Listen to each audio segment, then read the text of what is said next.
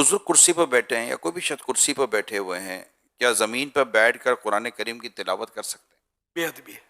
अगर कोई करीब भी कुर्सी पर बैठा हुआ है, कोई ज़मीन पर बैठे तिलावत कर रहा है, तो अब अगर कुर्सी पर बैठने वाला बेचारा अपनी मजबूरी से बैठा है, तो तिलावत करने वाले को चाहिए कि कोई और जगह चला जाए, हाँ, फासला कर ले। मसाजिद में इस वक्त कुर्सियों पर बैठने की क्योंकि तादाद बढ़ रही है, तो लोग कुर्सी पर बैठकर, जिसको नीचे बैठकर नमाज जो नहीं पढ़ते, जो कुर्सी पर बैठकर नमाज पढ़ते हैं, तो ये उमूमन कुरान करीम भी कुर्सी पर बैठकर ही पढ़ रहे होते हैं।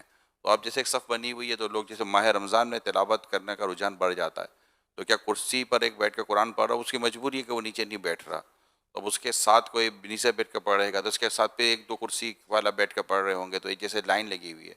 तो अगर इस तरह मसाजिद में कहीं हो रहा हो, तो क्या ये दुरुस्त नहीं रहेगा? असल दरोमदार वही है जो शायद फरमाया उर्फ़ के ऊपर है। तो बिल्कुल साथ वो बैठा हुआ है उसके पाँव के पास, तो उसको देख के कोई भी ताज्जुब का करेगा कि ये क्या हो रहा है। तो अगर कुछ फासले पे वो बैठा होगा तो फिर इससे वो महसूस नहीं होगा कि बेअदबी हो रही है, तो ऐसे मकाम पे कुछ फासले पर वो बैठ कर पढ़े।